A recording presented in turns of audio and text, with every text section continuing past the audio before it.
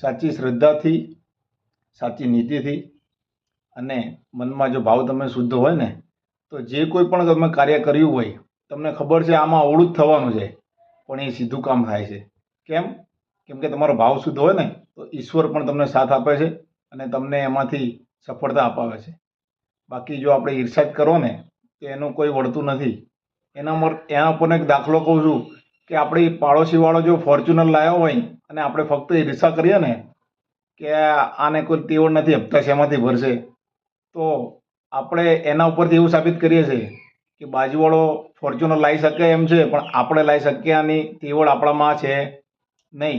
પણ જો તમારો ભાવ શુદ્ધ હોય, તમે એવું વિચારો કે ભગવાન એને ઘણું આપ્યું, આજે ફોર્ચ્યુનર લાવી, કાલે એને ભગવાન ઘણું વસાવે, તો ઈશ્વર કાલે તમારે ત્યાં પણ વસે છે અને લક્ષ્મી તમારે ત્યાં પણ વળે છે. અને એને ત્યાં ફોર્ચ્યુનર આવ્યો ને, તો તમારે ત્યાં મર્સિડીઝ જરૂર આવે છે. જે છે એ સાચો ભાવ અને સાચી નીતિ અને સાચો તમારો શ્રદ્ધાનો છે. અને જે કોઈ પણ કાર્ય કરો, શુદ્ધ ભાવથી કરો ને, ઈશ્વર તમારા ત્યાં જરૂર સફળતા અપાવે છે.